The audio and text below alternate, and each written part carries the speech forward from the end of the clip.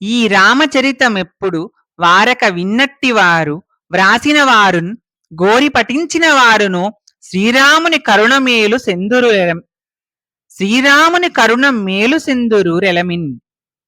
ఈ శ్రీరామచంద్రుని చరితాన్ని నిరంతరము క్రమం తప్పకుండా విన్నవారు వ్రాసినవారు చదవాలి అనే కోరికతో చదివినవారు శ్రీరాముని దయచేత సంతోషంగా మేలు పొందుతారు. వారు మంచివారు కాగలరు అంటోంది మొల్ల.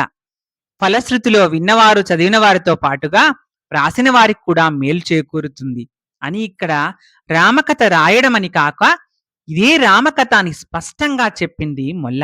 కాబట్టి రాయవలసింది ఈ మొల్ల వ్రాసిన రామాయణమే కాని వేరే స్వయంగా రాయమని కాదు. ఇక్కడ విషయం ఏమిటంటే మనకు 19వ శతాబ్దిలో అచ్చు యంత్రం వచ్చేదాకా ఒక పుస్తకం కావాలంటే శ్రద్ధగా రాసుకోవాలి. అది తాటాకుల మీద, తర్వాత కొంతకాలానికి కాగితాలు వచ్చాయి.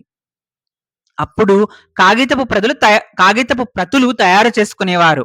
ఈ మొల్ల రామాయణాన్ని శ్రద్ధతో ఎవరైతే రాసి మరో పుస్తకం తయారు చేస్తారో వారు కూడా శ్రీరాముని దయతో మేలు పొందుతారు. 2 తరాల వెనుక వరకు కూడా ఒక సాంప్రదాయం ఉండేది తెలుగునాట.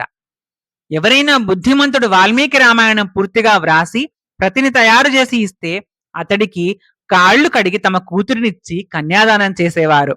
పెళ్లి కొడుకుకు ఉండాల్సిన గొప్ప లక్షణము రామాయణ ప్రతి వ్రాయడమని భావించేవారు.